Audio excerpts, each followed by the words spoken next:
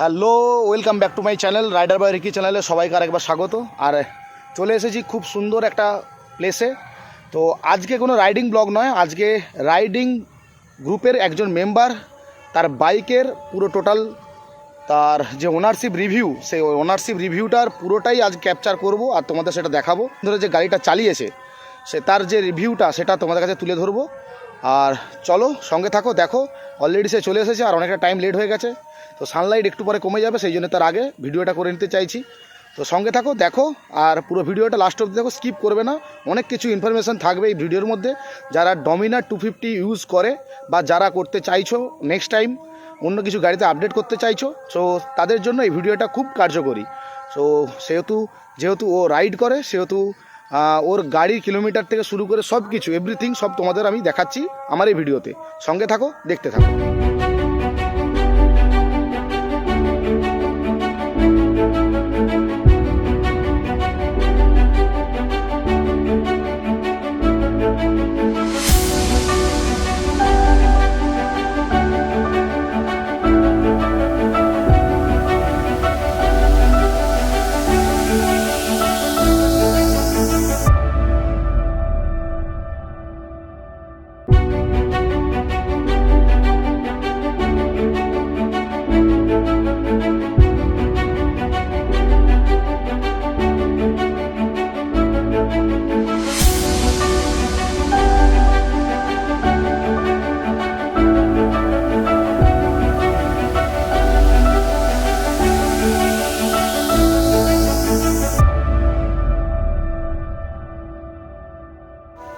Meet my friend Shubhankar, আর ওর আছে ডমিনার 250। খুব সুন্দরভাবে ও সাজিয়ে রেখেছে গাড়িটাকে। তো চলো তোমাদের একবার ওর সঙ্গে পরিচয় করিয়ে দিই। ওর নিজের ইন্ট্রোটা নিজেই দুক, আর বাদবাকিটা সময় ওর সঙ্গে। আমার নাম শুভঙ্কর। আমি রাকেশের সাথে এবং আমার কিছু মেম্বার আছে যার সাথে সবাই মিলে একসাথে রাইড করি। তো এসব কথা বাড়িয়ে লাভ নেই। তো আমি আমার গাড়ির ব্যাপারে বলছি। আমার গাড়ির ব্যাপারে এটা ভালো খারাপ দুটোই আপনাদের কাছে বলবো, এবং এর ভালো দিকটা হয়তো কারোর ভালো লাগতে পারে, খারাপ দিকটাও অনেকে মেনে নিতে পারে। সেটা শোনার পর যার যেটা ক্রাইটেরিয়া সেটা অনুযায়ী সে তার ব্যবহারের জন্য নিতে পারে। তো ভালো বলতে গাড়ি পাওয়ার, এনাফ পাওয়ার আছে। মানে কেউ বিগিনার রাইডার যদি রাইড করতে শুরু করতে চায় তার জন্য আমি বলবো ডমিনর নিতে পারে। তার যদি এই যে প্রবলেমগুলো আমি বলবো, তার যদি সেই প্রবলেমগুলো কোনো প্রবলেম না মনে হয় তাহলে সে নিতে পারে। প্রথম কথা বলছি যে গাড়িটার পাওয়ার ভালো আছে, সিটিং পোস্টার ভালো। আমি আফটার মার্কেট লুবিয়ার হ্যান্ডেলবার রাইজার লাগিয়েছি, দেখতে পারো। লুবিয়ার কমফোর্টেবলের জন্য আমি এটা লাগিয়েছি। তো এর জন্য প্রবলেম বলতে আমার ক্লাচ কেবিলটা একটু টান পড়ছিল। তো ক্লাচ কেবিলটা আমি হন্ডা ইউনিকর্নে লাগিয়েছি। আমাদেরই এবং আমাদের একটা মেকানিক চীনা পরিচিত, খুবই ভালো মেকানিক, টিভিএসে কাজ করে, ছোটুদা বলে। তো ওনাকে দেখানোর পর উনিও এটা সাজেস্ট করলো যে হ্যাঁ এটা হয়ে যাবে, এবং উনি চালিয়ে এবং প্রপারলি দেখে তারপর এটা আমি লাগিয়েছি। তো আর হচ্ছে লাইটিং থ্রো খুব ভালো আছে। এবার রাইড করতে গেলে সে তো ফগ ল্যাম্প আমি যেমন ইনস্টল করি সেটা তো করতেই হবে। ফগ ল্যাম্পটা আমি এইচজি লাগিয়েছি। হ্যাঁ, ফগ ল্যাম্পটা এইচজি লাগিয়েছি, এটা লাগাতে পারো, বা এর থেকে যদি কেউ আপগ্রেড মডেল লাগাতে চাও তাতেও লাগাতে পারো। উইন্ডশিল্ডটা লাগিয়েছি, উইন্ডশিল্ডটা আমার কার্বন রেসিংয়ের আছে। তো আমি বলবো আফটার মার্কেট অনেক উইন্ডশিল্ড পাওয়া যায়। তো আমি এটা বেস্ট কেন বলবো, হ্যাঁ হয়তো টাকাটা একটু বেশি নেবে, এটা 1800 টাকা আমার নিয়েছিল, আমি অফারে ওটা 1600 টাকায় পেয়েছি, 200 টাকা আমার লেস হয়েছে। কিন্তু এর যে কোয়ালিটি আছে, ওয়ালিংটন মার্কেটে অনেকেই আমি দেখেছি ডমিনরে লাগিয়েছে। আমিও প্রথম ভেবেছিলাম যে এত টাকা খরচ করা কী দরকার, এটা লাগালে খুব বেস্ট হবে। কিন্তু আমি সেটা না লাগিয়ে আমি তখন এটা লাগালাম। কেন লাগালাম? কারণ এর ফিট অ্যান্ড ফিনিশ এবং এর বিল্ড কোয়ালিটি এত সুন্দর। এবং এটাতে আমার নেপালে একটা হালকা ফুলকা একটা লোকের সাথে একটু ধাক্কা লেগেছিল, উনি ভুল করে চলে উঠে এসেছিলো, কিন্তু তাতেও আমার উইন্ডশিল্ডটা যে পরিমাণ ধরনের মানে সাপোর্ট দিয়েছে। অন্য উইন্ডশিল্ড হলে তো 300-400 টাকা যে উইন্ডশিল্ডগুলো ওয়ালিংটনে পাওয়া যায় সেগুলো ক্র্যাক করে গেত। মডিফিকেশন বলতে আমি জানার ক্র্যাশ গার্ড লাগিয়েছি। জানার ক্র্যাশ গার্ডটা লাগানোর কারণ হচ্ছে এর এডিবি ক্র্যাশ গার্ড লাগানোর ইচ্ছা ছিল, কিন্তু ওর কস্টটা অনেকটা বেশি ছিল, এবং এটা আমার এনাফ। আমার বডিতে ইম্প্যাক্ট এখনও পর্যন্ত দুবার গাড়ি পড়েছিল, অফ রোডে সিকিমেও পড়েছিল, নেপালেও পড়েছিল। তো সেখানে আমার যে পরিমাণ সাপোর্ট দিয়েছে আমি তো বলবো এর থেকে বেস্ট হয় না। এবার কেউ যদি এর থেকে দামি লাগাতে চায় বা অন্য কোম্পানি লাগাতে পারে, কিন্তু আমার এই কোম্পানিটা আমি স্যাটিসফ্যাকশান। জানার স্যাডেল স্টে তার সাথে এটা তো কোম্পানিতে জানা স্যাডেল স্টেটা সবাই দেখতে পাচ্ছ, এটাও একসাথেই অর্ডার করেছিলাম। আর টপ র্যাকটা হচ্ছে কোম্পানির বাজাজের নিজস্ব, এটা আমি লাগাইনি, এটা এর সাথেই ছিল। যেহেতু 250-র সাথে দেয় না, কিন্তু আমি লাগিয়েছি, কিন্তু এটা বাজাজে তুমি কোম্পানিতে পেয়ে যাবে। ভালো খারাপ বলতে আমি পার্টিকুলার একটা বলবো না, আমি সবটাই একবারেই বলছি, কারণ এর মধ্যে ভালো খারাপ তোমরা এবার বিবেচনা করে নিও। ভালো বলতে তো বললাম প্রথম কথা, পাওয়ারটা ঠিক আছে, এনাফ পাওয়ার আছে, লাইটিং থ্রো দারুণ আছে, সিটিং পশ্চার খুব সুন্দর। হ্যাঁ, কেউ যদি তার সাথে আপগ্রেড করতে হবে হ্যান্ডেল বার রাইজার, সেটা করতে পারে। সিটিং পশ্চার ভালো আছে, গিয়ার শিফটিং খুবই সুন্দর, স্লিপার ক্লাচ আছে, ব্যাক পেনের কোনো সমস্যা নেই। হ্যাঁ, আর পিলিয়ন সিটেরও খুব সুন্দর আছে। মানে এই নয় যে ডমিনারে অনেক রিভিউ তোমরা সব দেখতে পাবে ইউটিউবে, কিন্তু আমি তো বলবো আমি নিজে পার্সোনালি পিলিয়ন নিয়েও রাইড করেছি। হ্যাঁ, তাতে কোনো রকম প্রবলেম, আমি এয়ার সিট ছাড়াই চালিয়েছি, আমি এয়ার সিট ছাড়া টানা 300 কিলোমিটার চালিয়েছি, কোনো সমস্যা হয়নি। এবার হয়তো সবার তো শরীর হয় না, এবার হয়তো কারো হয়তো হতে পারে, তখন বলবে যে এই ভিডিওটা দেখার পর সে হয়তো বলতে পারে যে দাদা বা ভাই যেই হোক না কেন, হ্যাঁ তুমি যে বললে যে এইটা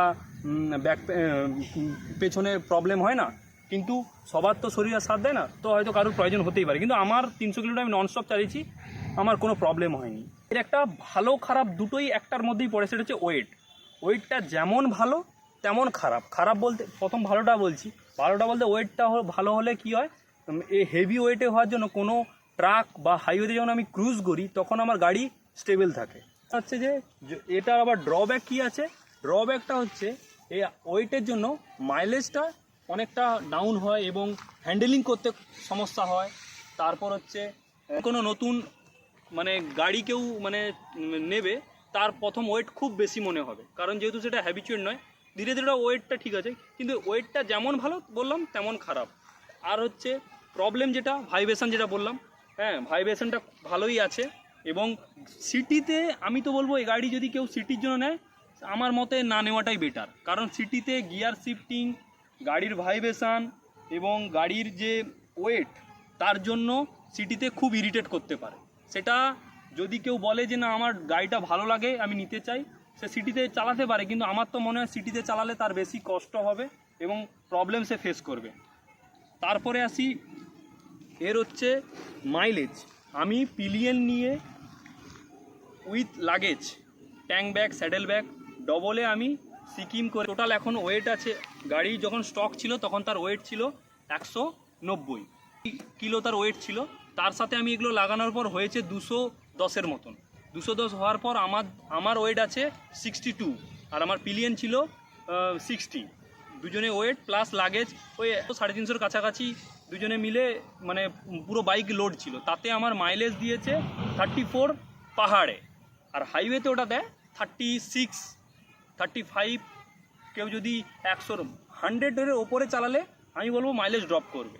আমরা সবসময় আমরা বিশেষ করে আমরা যে কজন রাইড করি তার আমরা 95 আমরা সবসময় মেনটেন করি বলে আমাদের মাইলেজটা 35, 36, 38 এরকম থাকে। তো সার্ভিস কস্ট যেটা হচ্ছে সবথেকে মেন ইম্পর্টেন্ট, সার্ভিস কস্ট আমি বলবো ইন্ডিয়ান কোম্পানি অনুযায়ী আমার খারাপ লেগেছে। বিকজ আমার কাছে ইয়ামা ছিল V3 বললাম, তার সার্ভিস কস্ট, এবং আমাদের গ্রুপে আরেকজন রাইডার তার হচ্ছে সুজুকি ভিস্ট্রম আছে, তো সেটাও জাপানি কোম্পানি, তার দেখলাম তারও 250, আমারও 250। তার 250-তে যে সার্ভিস কস্ট আছে, এর সবথেকে বড় বাজে ব্যাপার আমার হয়েছে 250-তে যে ইঞ্জিন, 400-তে ডমিনারের সেই ইঞ্জিন, তার জন্য মোবিলটা দুজনের সেম লাগছে। আমার শুধু প্রায় 1.17 সেমের 18 সেমের মতন মোবিল লাগে। 18 সেমের মোবিলে আমার 1600 টাকায়, শুধু মোবিলটাই যায় 1600 টাকা। সার্ভিস কস্টটা আমার মনে হয় ইন্ডিয়ান কোম্পানিগুলো অনেক টাকা বেশি নেয়, কারণ এর সার্ভিস কস্ট শুধু নেয় 500 টাকা হচ্ছে সার্ভিস চার্জের মধ্যে Mobil change, air filter, spark plug,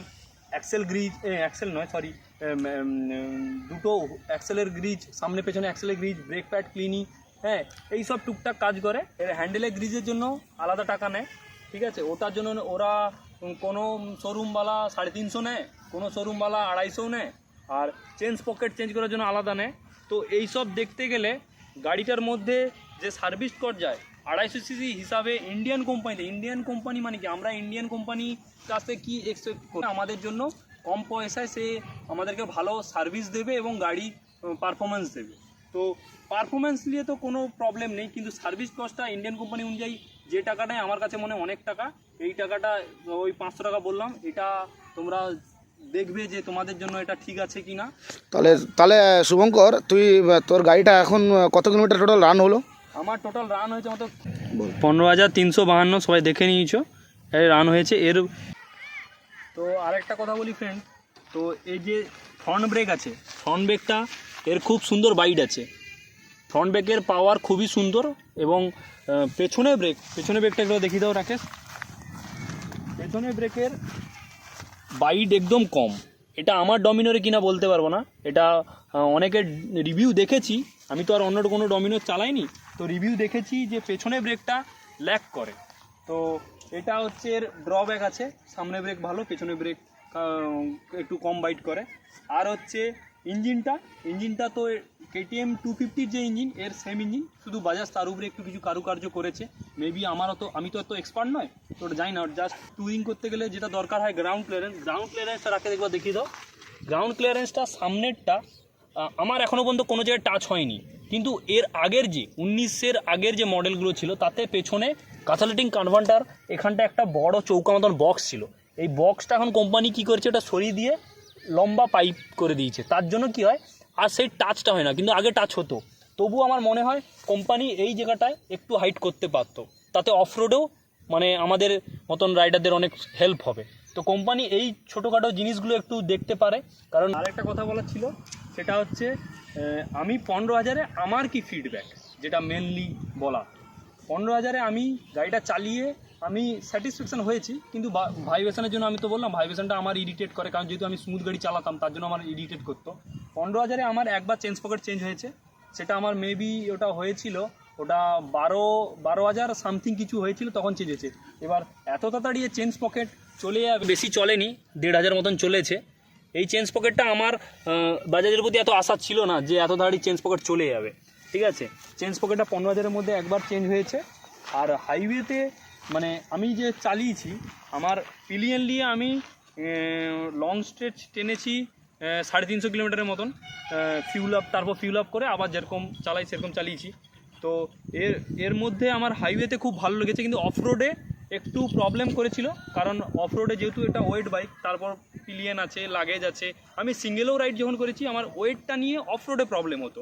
কিন্তু হাইওয়েতে আমি তো বলবো স্পোর্টস ট্যুরের নাম দিয়েছে, অ্যাকচুয়ালি ঠিকই দিয়েছে, কারণ এর হাইওয়ের জন্য বেস্ট।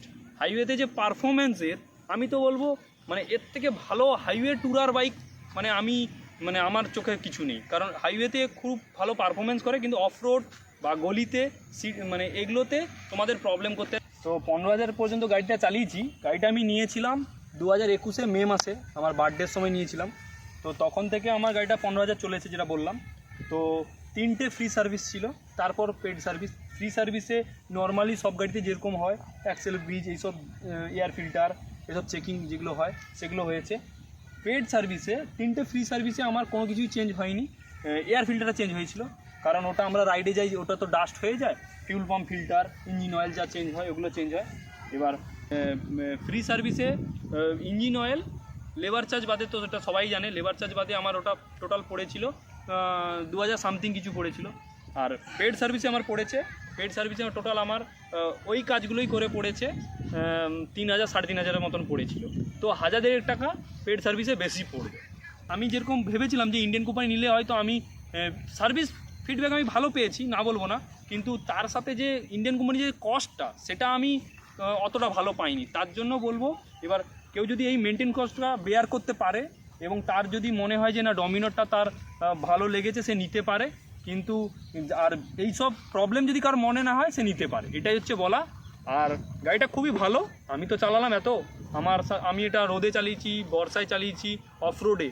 নেপালে হয়তো কোনো যে ভিডিওটা দেখছে, হয়তো কেউ নেপাল হয়তো গিয়েছে, তারা জানবে নেপালের অফ রোড। নেপাল বলতে বর্ডার নেপাল নয়, আমরা মুস্তাং গিয়েছিলাম।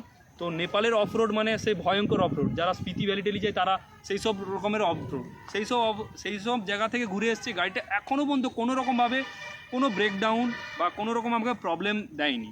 তো বলবো সেই দিক থেকে দেখতে গেলে বেস্ট। সারাদিন রাত আমরা হোটেলে ছিলাম, সারাদিন রাত গাড়ি বাইরে ছিল, ভিজার পর কোনো রাস্টিং এগুলো কোনো আসেনি। তো যারা দেখছো ভিডিওটা, তারা সবটাই বললাম।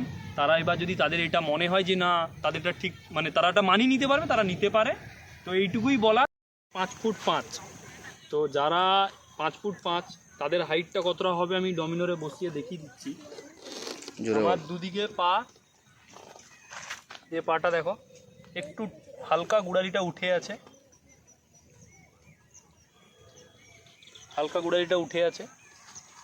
আর আমার পশ্চারটা এই হ্যান্ডেলবার রাইজার লাগানোর পর একটু গাড়ির একবার এক্সস্ট সাউন্ডটা একবার শুনে নাও।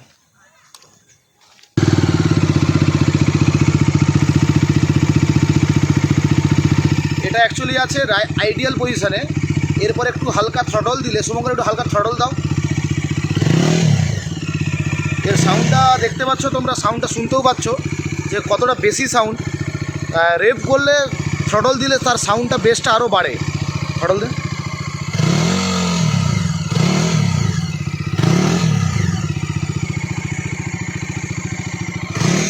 আর কিছু বলার নেই আপনাদের কাছে। আর কথাটা হচ্ছে যে ভিডিওটা দেখে যদি তোমাদের ভালো লেগে থাকে তাহলে ভিডিওতে লাইক করে দিবে, সাবস্ক্রাইব করে দিবে, আর রাকেশকে একটু সাপোর্ট করবে। রাইডার বয় রিকি যে চ্যানেলটা দেখছো তোমরা, হ্যাঁ ওটা সাপোর্ট করবে। এটা তোমরা এর সব কিছু কথাবার্তা শুনলে তোমরা বুঝতে পারলে আশা করি। তো তোমরা গাড়ির ব্যাপারে সমস্ত যা কিছু ডিটেলস আমি আর ওটা বললাম না আলাদা করে, বিকজ তোমরা সব কিছুই গাড়ির ব্যাপারে অনলাইনে সব কিছু জানতে পেরে যাবে। সো এর সব কিছু শুনলে, গাড়ির ব্যাপারেও সব কিছু বুঝলে জানলে, তো আমাদের যদি এই কথাবার্তাগুলো তোমাদের কাছে পৌঁছতে পারে, যদি তোমাদের সব কিছু ভালো লেগে থাকে, যদি তোমাদের কাছে মনে হয় যে ইনফরমেটিভ হয়েছে, সব কিছু ডিটেলস জানতে পেরেছি, তাহলে অবশ্যই আমার চ্যানেলটিকে সাবস্ক্রাইব করো, লাইক করো আর কমেন্ট করো। কমেন্ট করে জানিও যে আর কী কী জানতে বাকি।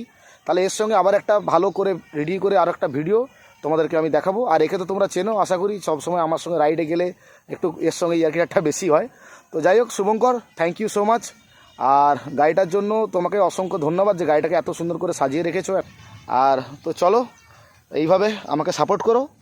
আর বাজাজ ডমিনার 250 সেটা শুভঙ্করের, আর আমার আছে অ্যাপাচি 200 4V। এইটার একটা রিভিউ আসবে। বাজাজ ডমিনার কিছুদিন পর হবে আপনার টিভিএস অ্যাপাচি 200 4V। তো টাটা, সবাইকে ভালো থাকবে, টাটা।